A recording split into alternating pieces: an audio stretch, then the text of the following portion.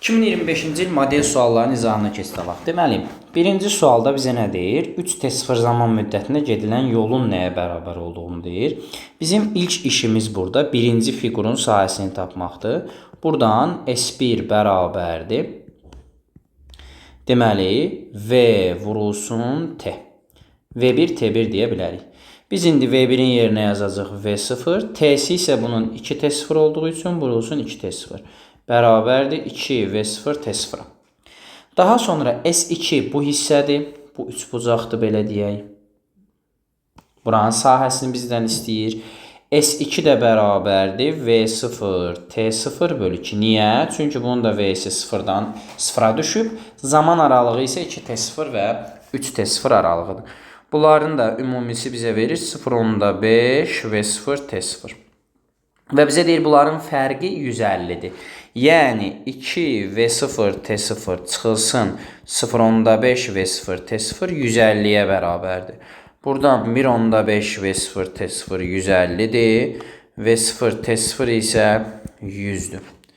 Ümumi bizdən soruşulan 3T0 zaman müddətində olan yoldur.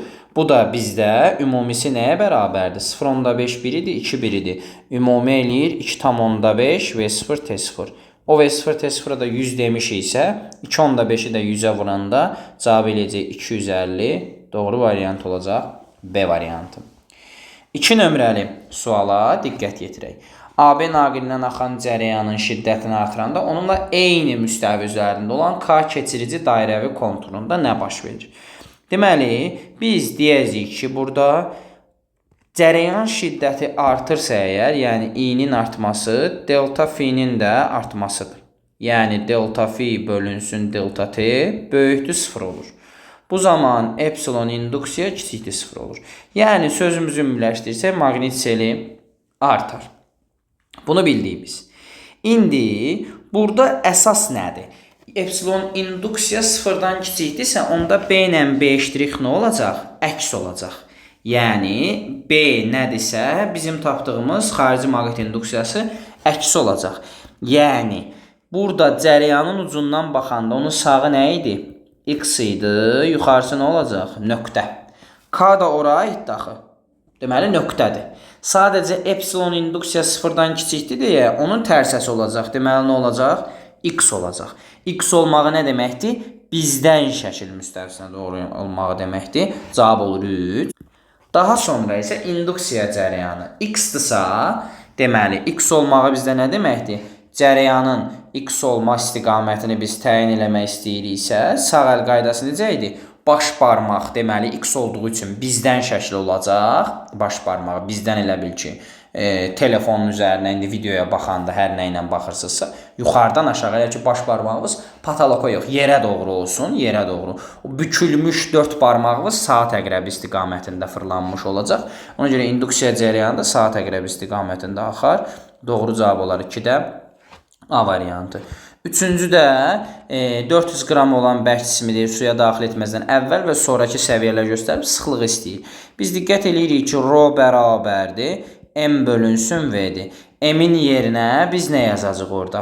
Diqqətlə baxsaq, M'i biz təyin eləmək üçün ilk öncə bir şeyə diqqət eləməliyik. 400 qram olduğunu verib, bunu yazacaq, bu heç. Amma biz V'nin yerinə nə yazacaq? V cisim burada 200 idi, buradan 250'yə gedib. Deməli, bu daşın özü 250 ilə 200'ün fərqi. Yəni, 50 vur santimetr kub olduğu üçün 10⁻6'dır. 50 vurulsun 10⁻6. Onları da biri digərinə bölürük. Cavab eləyir 8000. 8000 olan poladdır. Doğru cavab variantımız C variantı olur. 4 nömrəli suala nəzər yetirək. Çəkisi nəzərə alınmayan çubuğun uclarından radiusları bizə verilib 2 dəmir kürə asılmışdır.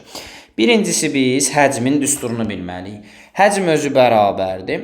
3/4 pi r-in kubudur. Həcm özü r-lə kubikdir. M-in də düsturu rho v-dir. Onda buradan belə bir nəticə çıxır. M v ilə, v də r-in kubu ilə asılıdır.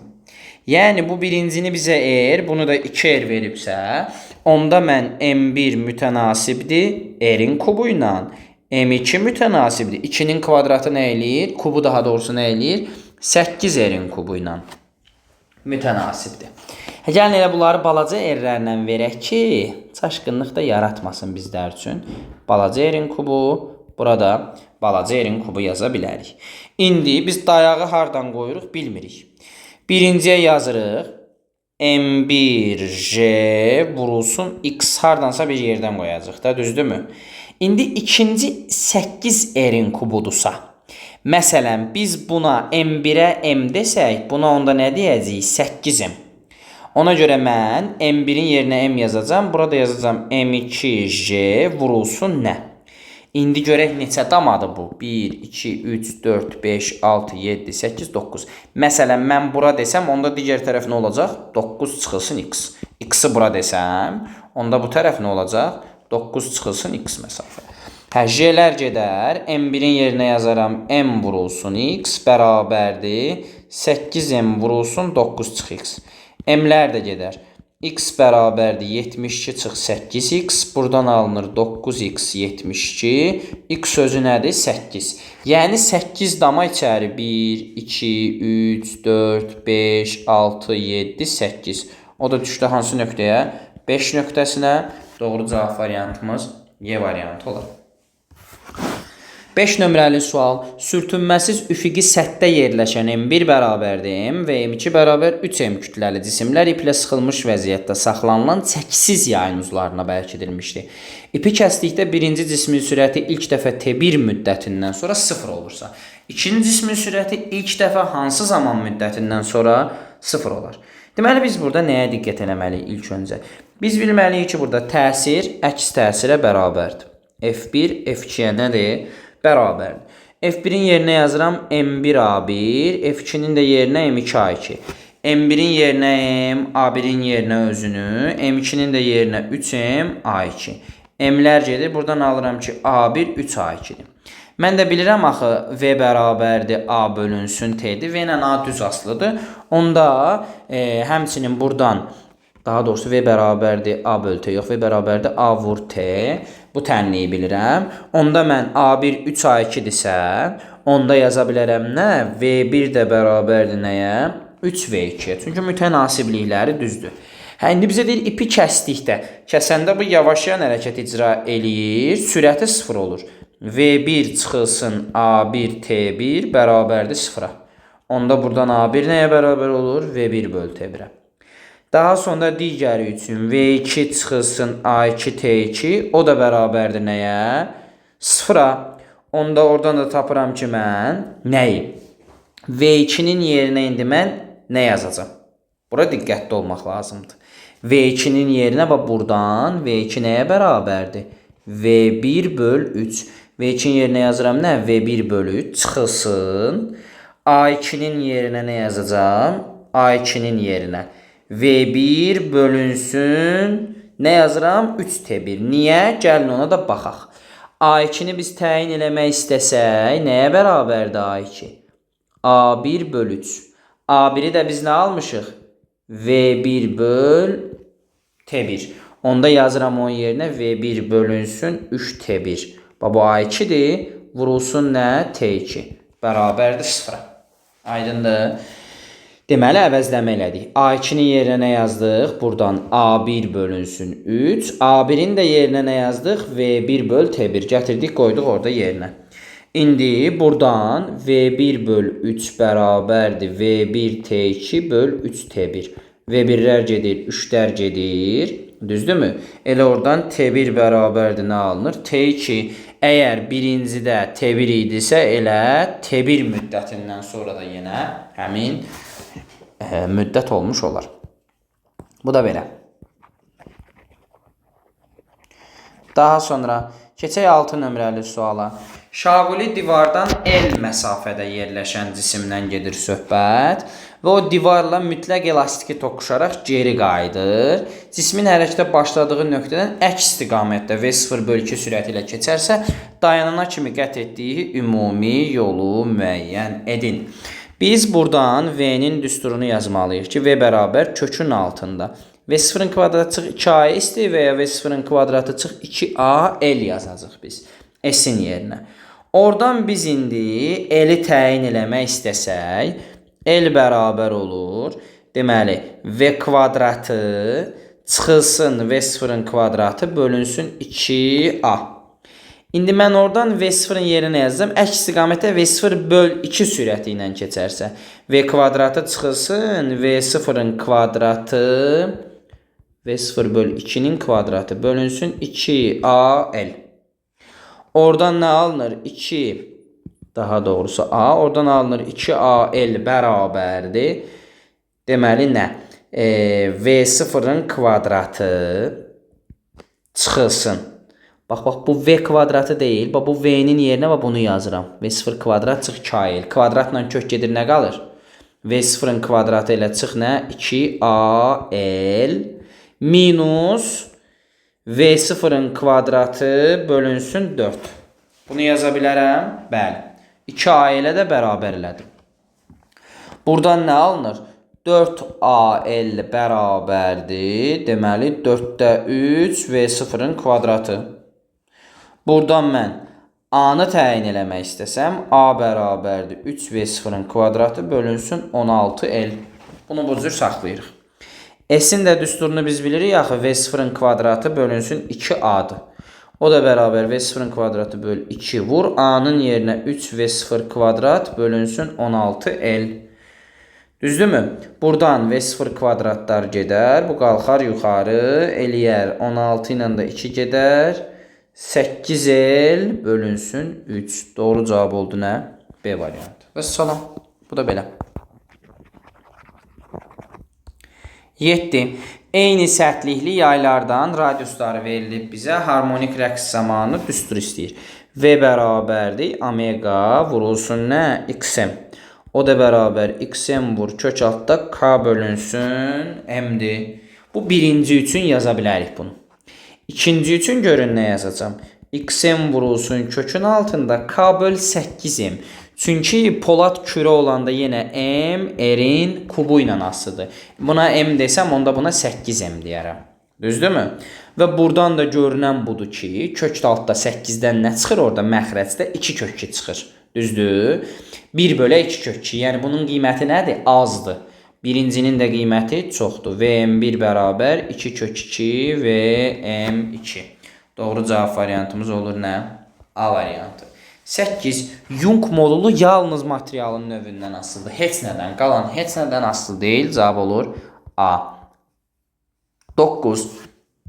Sabit gərginlik mənbəyinə qoşulmuş deyirsə, U konstantdır. U konstantdırsa W-nun düsturu cu kvadrat bölü 2. C-nin də yerinə epsilon 0 s u kvadrat bölünsün 2 dedim.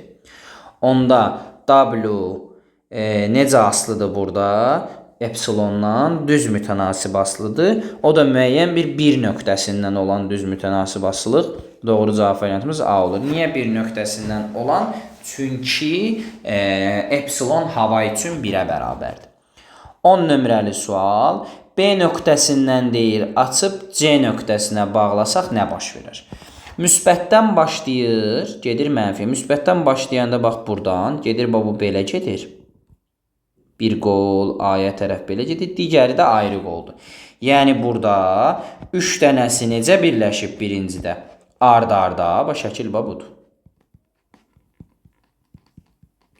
Digəri də bunlara paralel. Buradan ki başladı gəldi. 1, 2, 3 dənə. Bir dənə də qol belə getdi ayrıca. 2 qola bölündü də elə bil ki. İndi bu bu da Yuxarı nə eləyir? 3r, aşağı deyir. 3r vur r, böl 3r üstə gəlir. Bu nə eləyir? 4-də 3r. İndi bizə deyir ki, bax bu qütbü müsbəti. Gəl buradan bağla. Buradan onda bağlayanda 1, 2 belə ardıcıl, bir dənə də 1, 2 belə ardıcıl. Bu 2 dənə yuxarıda, digər qolda da 2 dənə də aşağıda. Bax bu formada olmuş olacaq. R, 2R yuxarı, 2R aşağı. Onda 2R bölünsün 2 nə eləyir? R eləyir. Əvvəl 4-də 3R idi, indi R oldu. R neynədir? Artdı. Onda I neynir? Azalır. Nə qədər azalır? 3-də 4 dəfə azalır. Doğru cavab variantımız olur D. Topulda olan sualdır əslində bu. Topulda belə bir sual var idi yadınızdadırsa. Deməli, şəkil buydu. Bura belə vermişdi A. Məsələn, burada vermişdi B. Yəni, biri belə gəlirdi, məsələn, biri də bu formada. A-dan B 2 xət bu, 2 xət də bu. Biz bunu bu formada yazırdıq. 11 nömrəli suala diqqət yetirək. 11 nömrəli sualda kiloqram vurulsun volt bölünsün joule. Yəni, kiloqram vurulsun joule böl klon böl joule yaza bilərik. Buradan joulelar gedir, qalır kiloqram böl klon. O da M bölünsün Q-dür. Verək K-nı. Tərsəsi olsa Q bölü M, bu olar xüsusi yük. Bizdə M böl Q K alındı, o olur elektrokimyəvi ekvivalent. 11-ci cavab olur nə? D variantı. 12-də cərəyan gedir müsbətdən mənfiyə. Buradan belə, buradan belə, buradan sağa gedir. X-də əlimizin içini görürük. 4 barmaq sağa gedəndə amper hara gedir? Yuxarıya doğru istiqamətlənir. Biz də F amperin düsturunu yazırıq. İBL. İ'nin də yerinə U bölünsün R yaza bilərik. Onda F amperi U ilə necə asılıdır? Düz mütənasib. Doğru cavab variantımız R konstantdır. Bu da bir cins maqnit sahəsidir. B konstantdır. Və naqilin də uzunluğu bəllidir orada. Ona görə F amperi U ilə düz mütənasib olur. Daha sonra 13 nömrəli sual. Ümumiyyətlə, burada bir şey bilin ki, protonun yükü həm də elektronun yükünə bərabərdir ki, o da modulda elementar yükdür də. F Lorenz'in də yerinə QVB yox, biz YVB yaza bilərik. Onda Lorentz qüvvəsi YVB-dir, bu ortaqdır. 1 getdi. 2. Maqnit sahəsi Lorentz qüvvəsi yuxarı yönəlib. 4 barmağı V-yə tutanda X təlimin için görən baş barmaq hara gedir? Yuxarı. 2 getdi bura. Hər ikisi perpendikulyar daxil olduğu üçün çevrə üzrə hərəkət edir. 3-də getdi bura. 4. Maqnit sahəsinə daxil olan anda təcil aşağı yönəlib. Aha. Nə deməkdir bu? Müsbətdir bu. V beləsinə 4 barmağı tuturam bu istiqamətdə.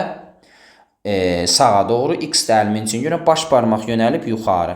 Bunun qüvvəsi hara yönəlib? Yuxarıya doğru yönəlib. Onda bunun təcili də yuxarıya doğru yönəlib. Ona görə 5 gedir birinciyə, 4 gedir ikinciyə. Doğru cavab variantımız olur nə? A variantı. 14 nömrəli sual. 14 nömrəli sualda bizdən Q-nü T-dən asılığını istəyir. Biz bilirik ki, I bərabərdir Q böl T, Q bərabərdir I vurulsun T. Q T ilə düz asılsa deməli I nədir burada? Konstantdır. I dəyişmir. Biz F-nin də düsturunu bilirik ki, L idi. Bu I dəyişmir. Sarğac da həmin sarğacdır. L də dəyişmir. Onda da F-dən dəyişməsindən söhbət gedə bilməz. Ona görə doğru cavab olur 14-də A variantı. 15-də W tam QM-in kvadratı bölünsün 2C-dir. Və burada bizə nə deyir? Amplitudlar eynidir. Yüklərin amplitudu eynidir. Mötərizəni oxumaq lazımdır. Amplitudlar eynidir. Mən baxıram burada nəyə? C-lərə. Görürəm ki, bunların C-lərinə diqqət eləsəm bu cürdür. Ona görə eyni C-dirsə əgər burada L-lər fərqli də olsa belə biz W-lara nə deyəcəyik? Eyni deyəcəyik. Səbəb, çünki bunun QM-lərinin qiyməti eynidir. Tam enerjinin də düsturu QM-in kvadratı bölünsün 2C-dir. L yoxdur orada. 16. Dəyişən cərəyan bölməsidir ki, U bərabərdir. Bax, buradan bilməlisiniz. Baba, bu dalğalı xətt dəyişən cərəyan olduğunu göstərir. U bərabərdir. UM bölünsün kök altda 2. Onda bizdən istədiyi nədir orada? Ampermetr. I də bərabərdir. U bölür. Onun da yerinə UM bölünsün kök 2 omega L. I-nin onda düsturu UM böl kök 2 omega L. Doğru cavab olur 16-da B variantı. 17 nömrəli sual. Bura diqqət eləsək biz, MG-miz yönəlir aşağıya doğru. Onda, bax, bu istiqamətdə də bizim MG-miz bu belədirsə və bu istiqamətdə, yəni buradan bir qüvvədir, bu F. Buradan da bax, bir F qüvvəsidir. Elə bu F MG ilə tarazlaşır deyə, onda elə bu da nədir? Blokun sağı soluna bərabərsə, bura F-dirsə, bura da F-dir. İndi mən amper qüvvəmizdə təyin eləyə bilərəm. Bax, bu cərəyan bu istiqamətdədir. Bax, bura müsbətdir, yekə olan yer, balaca olan yer mənfidir. Müsbətdən gəlir, bax, mənfiyə belə gedir də, düzdürmü?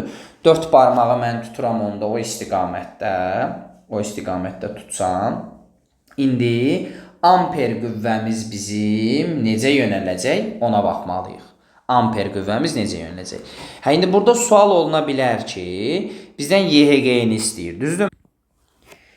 Deməli, bizim burada qüvvəmiz soladısa, onda bu sola gedən bu qüvvə ilə amper tarazlaşmalıdır deyə amper hara getməlidir? Sağa. Aydındır. Yəni burada cərəyanın istiqamətine də ehtiyac yox. 4 barmağı belə tutsaq biz məsələn i yuxarı gedir, amper sağa gedir. Deməli burada nöqtələr imiş. Bu cürdə təyin edə bilərsən, amma ehtiyac yoxdur. Tarazlıq sözünü bizə şərt deyibsə, bu f buradan belə gedəndə bu f də belə getməli. Çünki blokun bax burası f-dirsə mütləq burası da eyni olmalı demişik. Onda mg, çünki bu mg-dirsə bu f ilə tarazlaşır. Bu f də bununla tarazlaşır. Onda bu f-in yerinə mg yazıram. Sağa gedən f amperi də deyirəm ibl. Buradan i-ni tapanda mg böl bl. M-in yerinə deməli neçə verib bizə? M-imizin qiyməti burada yoxdur ki heç. Yoxsa var şərtdə. Tarazda olarsa YHG-ni hesablayın. 10 qram deyə buradadır. Görmədik onu. 0 tam 10 qram eləyir %1 vur 10 böl B-miz bizim neçədir? 0.4 vur 0.1. Bunu hesabladıq. 2 tam 5 elədi. İ'miz bizim hazırdır. Sonra biz i'nin düsturuna əsasən epsilon böl böyük yer üstə gəl balaca yer. Oradan epsilon bərabər i 2.5'dir. Onu erə vururam 8'ə. 2.5 8'ə vuran nə eləyir? 20 üzərinə gəlinsin. Sonra 2.5'i vururam. Balaca eri də verib 2 5'ə. 20 üstə gəl 5 25. Doğru cavab olur Y variantı. 18 nömrəli sual. Bir cins maqnit sahəsinə sükunətdə olan zərrəcik, neytral zərrəcik M və 2M kütləli yüklü zərrəciklərə parçalanır və onlar induksiya xətlərinə perpendikular istiqamətdə çevrəcə hərəkət edirlər. Fərz eləyək, biri budur. Bu 2M-lə bu istiqamətdə gedir. Bu da M-lə bu istiqamətdə gedir. Onda mən buraya yazıram 2V. 2V yazıram çünki saxlanmalıdırlar da. Bunlar qorunmalıdırlar. Eyni olmalıdırlar bu parçalanma məsələsinə görə. Və buna mənfi Q deyirəmsə, buna müsbət Q deməliyəm. Niyə? Çünki yükün saxlanma qanunu qorunmalıdır. Onda periodun da düsturu 2πm böl QB-dir. Onda mən buradan təyin edirəm ki, birinci M olana T'dir. Onda 2M olana nə olacaq? 2T olacaq. Yüklər də nə olur? Qorunur. Çünki niyə? Yükün saxlanma qanunu var. Həm də deyir, Lorentz qüvvəsi təsir edir. Ona görə doğru cavab variantımız nə olur? A variant. Deyərsin, niyə yükün saxlanma qanunu var? Çünki neytral zərrəcikdə biri mənfi Q'dürsə, o biri müsbət Q'dur. Və buradakı Q də həmişə moduldadır. Daha sonra 19 nömrəli suala diqqət yetirək. Bizə verib ki, linzalar sistemin optik qüvvəsini hesablayın. Biz birinci F1'i tapmalıyıq. F1 bərabərdir O1-dən sağa doğru. Bu gəlib kəsdiyi çünki düşür. Neyniyir? Birincidən paralel gedən düşür hara? Fokusa. Uzantısı gəlir bura. Bura F'dir. Bu birincinin F'i o istiqamətdir. 1, 2, 3, 4 damadır. Hər damada 10 cm-dir. Onda F1 bərabər 4 vur 10, yəni 40 cm, o da 0.4 metr. F2'yə biz diqqət eləsək isə, ikinciyə düşən 2 damadır. O, buradadır. İkincinin hissəsi. Yəni, şua düşüb, neyniyib? Paralel gedib. Bunun da məsafəsi 2 damadır. Sadəcə səpici linzadır. Onun üçün olur mənfi 2 vur 10, yəni mənfi 0.2. Birincinin optik qüvvəsi D bərabər 1 böl 0.4 eləyir 2.5. İkincinin də optik qüvvəsi 1 böl 0.2 eləyir mənfi 5. 2.5 ilə mənfi 5'i toplayırıq. Cavab eləyir nə? Mənfi 2,5. Daha sonra 20 nömrəli suala baxaq. 20 nömrəli sualda bizim düsturumuz D sinus fi bərabərdir K lambdadır. Buradan biz sinus fi'ni təyin eləmək istəsək, K lambdanı neyniyərik? D-yə bölərik. Qəfəs periodu daha kiçik deyil. Bu D azalsa sinus fi neyniyəcək? Artacaq. Yəni meyl bucağı neyniyər? Artar. K'nın da düsturu D bölünsün lambdadır. Əgər bu D kiçilirsə, onda bu K da neyniyər? Kiçilər. Ən böyük tərtibi isə azalar. 20'nin də cavabı olar nə? A variantı. 21'də A çıxışın düsturu nədir? HC böl lambda max. Əslində bu nöqtələr lambda maxlardır. Yəni qırmızı sərhəddə uyğun dalğa uzunluğudur. Onda biz görürük ki, bununkindən 2 dəfə fərqlənir. Yəni ikinci daha çoxdur.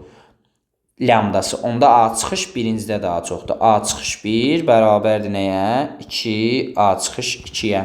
Doğru cavab olur. 21'də nə? B variantı. 22-də bizə deyir fotonun tezliyi görünən işığın, görünən deyir. Görünən hara keçiddir? 2-yə keçiddir. 1 nə idi ultrabənövşəyi? 2 görünən idi. 3, 4, 5 belə infra qırmızı idi. Onda görünənə dediyi üçün 2-yə keçid olmalıdır. 2 keçid olmalıdır. Görünən işığa uyğun deyir. Fotonun tezliyindən böyükdür. Aha.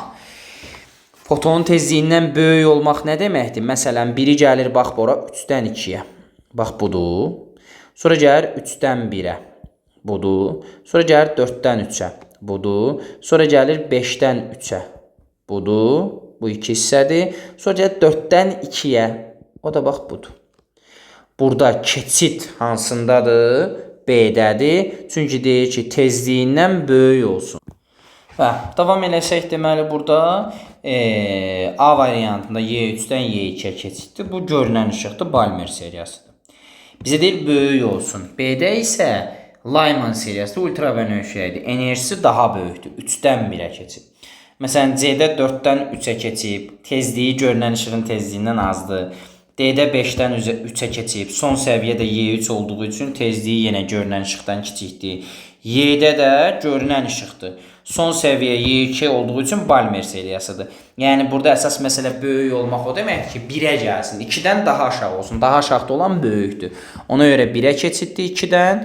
Doğru cavab olur 22-də B variantı. Daha sonra 23 nömrəli suala baxaq. 5 saniyə müddətinə getdiyi yol. Əslində rahat sualdır. Bu tipdə suallar çox işləmişik. T qalxma bərabərdir V0 bölünsün J. Oradan V0 bərabər J, T qalxma. 3 vur 10, 30. H-max'ın düsturu V0 kvadrat bölü 2J'dir. 30'un kvadratı bölünsün 20 bərabərdir 45. Deyir 5 saniyə nə qədər yol gedər? 5 saniyə getdiyi yolu tapmaq üçün 3 saniyəyə getdiyi yolu tapırsan, əslində 45 metrdir da o. 2 saniyədə bu neyinir? Düşür. Sərbəst düşür axı. 2 saniyədə qalxdı, sərbəst düşür. 10 vur 2'nin kvadratı bölünsün 2. Bu da eləyir neçə? 20. 45 qalxdı, 20 düşdü. Ümumilikdə 65 metr məsafə qət etmiş oldu. Daha sonra 24 nömrəli suala baxaq. Deməli, birinci cismi şəkildəki kimi nədir? Tarazlıqdadır. Mən yaza bilərəm ki, 24-də. MJ bərabərdir F Arximedə. Onda MJ də bərabərdir Rho maye və batan. Şəkil 2-nin nəyi batıb? 3D2 V cisimci. Əslən bu nə deməkdir? 3D2 F Arximed deməkdir. Razıyıq. Deməli 3D2 F Arximed MJ-dir. İkinci şəkil üçün. Onda F Arximed nədir oradan? 1,5 MJ-dir. Bunu da bildik. İndi bizə deyir ki, 2 vəziyyəti alırsa kütləsi neçə kiloqramdır? K cismi şəkil 1-də kimi tarazlıqdadır. İp kəsildikdən sonra 2 vəziyyətini alır. 2 vəziyyətində F Arximed 1,5 MJ idi. Düzdür? İndi biz burada nəyə diqqət eləməliyik? Burada F Arximedimizi təyin eləyəndən sonra biz nəyə diqqət eləyirik burada? MJ 3D2 F Arximedsə, onda F Arximed 1,5'dir. 3D2'nin tərsidir də. MJ-dən 1,5 dəfə nədir? Çoxdur. Bitdi. Gərilmə gedir aşağı. Burada Arximed yuxarı, MJ aşağı.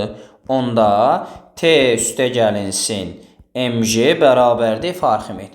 Oradan T-ni tapsaq, F Arximed çıx MJ. F Arximedin yerinə 1,5 MJ çıx MJ. Bu da eləyir nə? 30. T-ni 30 verir baxı. 0,5 MJ 30'dur. J 10'dur. Eləyir 5M 30. M neçə imiş? 6 kiloqram imiş. 25. 25'də bizə deyir ki, istilik tarazlığı halındadırsa. İstilik tarazlığı halında olmaqlıq nə deməkdir? Qazların, qablarda temperaturları indi bu yadımızda olsun. Və deyir ki, sonra silindir burada neynəmir? Baba ara kəsməklə olan silindir. Hərəkət eləmir. Aydındır, hərəkəti yoxdur. Sürtünməsiz hərəkət edə bilən ara kəsməklə helium qazları vardır. Tarazlıqda demir ki, sağa sola hərəkət elətdiririk. Sağa sola hərəkət elətdiririk demirsə, deməli onların ara kəsməyə göstərdiyi təzyiqlər eynidir. Hərəkət etdirilə biləndir, amma demir eləyirik. 3 doğru olur və bir də burada nə olacaq? Sıxlıqlar fərqli olacaq. Səbəb, təbii ki, PV bərabər nÜRT düsturundan malyar kütlələr fərqlidirsə, avtomatik bunların sıxlıqları da nə olacaq? Qablarda təbii ki, fərqli olmalıdır. Cavab olur 1, 3, 6. 26 nömrəli sual. Maraqlı məsələdir 26. Yeni tipdir. Baxaq. Radiusu 10-dur. 3 metr böl saniyə sürətini əlləşdirir. Birinci period təyin olunsun həmişə. 2 pi bölünsün V. Yəni 2 vur 3 vur 10 bölünsün 3. Bunlar gedir, eləyir neçə? 20.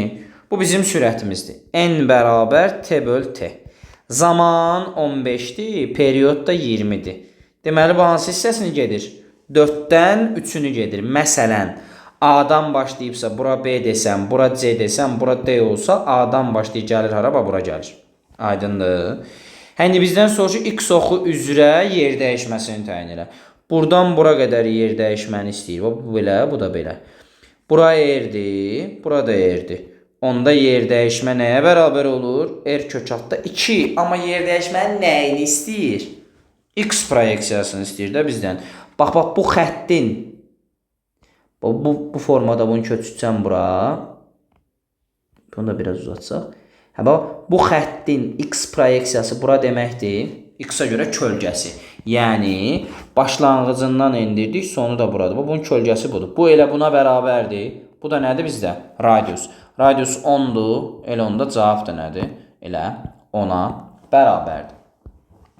Daha sonra 27 nömrəli suala baxaq. 27 nömrəli sualda bizə nə deyir? Uyğunluğu deyil, müəyyən edin. Mənfi yüklü hissəcik, intensivliyi Y olan bir cins elektrik sahəsində ABC yarımçevrəsi üzrə hərəkət etdirilir. AB, BC və ABC üçün istəyir bizdən. Deməli, biz nə edəcəyik birinci? AB hissəsi üçün təyin eləyə bilərik. Bu başqa, amma biz filəri də bilirik ki, fi A bərabərdir fi O, bərabərdir fi C, böyükdür fi B-dən. Çünki kürədə potensial bu cür bölünürdü. AB nöqtəsi üçün mən yazsam, indi mənfi yükdən gedirək söhbət. Mənfi Q vurulsun, fi A çıxılsın, fi B. AB-dən nədir? Böyükdür. Böyükdən kiçik çıxırıq, bu ilə nə verir? Mənfi Q. Bunu da yerinə YD yaza bilərik. U-dur da potensiallar fərqi. O da YD-dir. Burada D yox, R-lə verib. Oldu nə? Mənfi QY R. Birinci cavabı oldu onda nə? B variantı. BC üçün yazsaq, A ayağında BC bərabər. Yenə mənfi Q vurulsun, fi B çıxılsın, fi C. BC-dən balacadır. Kiçikdən böyük çıxanda mənfi, bir dənə də mənfi. Bu bizə nə verəcək? Müsbət verəcək. Olacaq QYR. 2'nin cavabı olacaq müsbət olan A variantı. Ümumi orada görülən iş ABC ərzində ümumi olacaq. Yenə mənfi Q vurulsun, fi B çıxılsın, fi C. Üçüncü hissə üçün. Yox, bu daha doğrusu ikinci hissə üçün idi. Və orada fi A həmçinin fi C. Fi A'dan da fi C'ni çıxmaq lazımdır. Başlanğıc və son. Bunların da potensialları eynidir axı. Potensial əgər eynidirsə, onda çıxanda nə verir? 0. Onda ABC üzrə də gördüyü iş həm də qapalı trayektoriyadır deyə deyəcəyik. Orada 0'a bərabərdir. 3'ün də cavabı olacaq nə? C variantı. B, A, C. Gəlir sonra 28. 28'də birinci hissədə F dartı nədir bizdə? Konstantdır. Daha doğrusu V konstantdır. Ona görə deyəcəyik ki, F dartı bərabərdir F sürtünmə. O da bərabərdir mü-m-j-dir. İkinci üçün deyəcəyik ki, F dartı 2 bərabər yeyinləşən hərəkətdir. F sürtünmə üstə gəlsin M-a. F sürtünmə eynidir hər biri üçün. Ona görə biz yazırıq ki, mü-m-j üzərinə gəlinsin M bizdə bilmirik. A-mız isə 5'dən 15'ə. V çıx V0 böl T. 10 böl 5'dən də 10'a 5. 10 böl 5 nə eləyir? 2. İndi buradan istədiyi F dartı 1'in F dartı 2'yə. F dartı 1 mü-m-j'dir. F dartı 2 də mü-m-j üstə gəlsin 2m. Neynirəm? M-ləri tulluyuram. Mü-j, mü sıfırında üstə J'yə vuranda 3. Yenə 3 üstə gəl 2. 5'də 3 yəni 0,6. 29'a baxaq. 29'da U0 bizə neçə verib? 60. Başlanğıc daxili enerjisi 60'dır daha doğrusu. İzoxor üçün biz baxırıq. İzoxor üçün. İzobat əvvəlcə izoxordur. Ona görə Q bərabərdir delta U1. Bunu təyin eləyə bilərik. İzobar üçün baxanda nə olur? Hə, indi burada bir məsələ var. Hələ izobarı deməsək biz, bizə deyir ki, koordinat oxları verilib. Bu 40-dır. Bu da 80-dır Q-sü ikinci halda. Onda mən nə iş görərəm burada? Yazaram ki, U2 bərabərdir. U1 üzərinə gəlinsin Q. Daxili enerjisi neçədir bunun? Əvvəlinci halda 60-dır da. Düzdür. Elə bu 60 nəyə bərabərdir? Q-yə bərabərdir. Və burada da bizə Q-ni neçə verib? 40. Düzdürmü? Onda həmin o 60 ilə 40-ı toplayaram bizə nə verər? 100. Təbii ki, U ilə da Q necə asılıdır? Düz mütənasib. Bura 40-dırsa, başlanğıc vəziyyətinə məsələn 60 versək, burada bu formada bizə deyir ki, ona verilən istilik miqdarının astlıq qrafikini çəkək. Qrafiki biz burada çəkməliyik daha doğrusu. Bunun üstündə yox. 60-dan başlayır. Gedir beləsinə. Bura 60 olanda U, Q 0-dır. Sonra Q-ni bizə verib 40. Q 40 olanda onda burada U nəyə bərabərdir? 100-ə. Sonra Q-yə 80 versək, Q-yə 80 versək, onda neçəyə bərabər olacaq? Bərabər olacaq buradan deməli 0.6 hissəsi 124-ə bəli.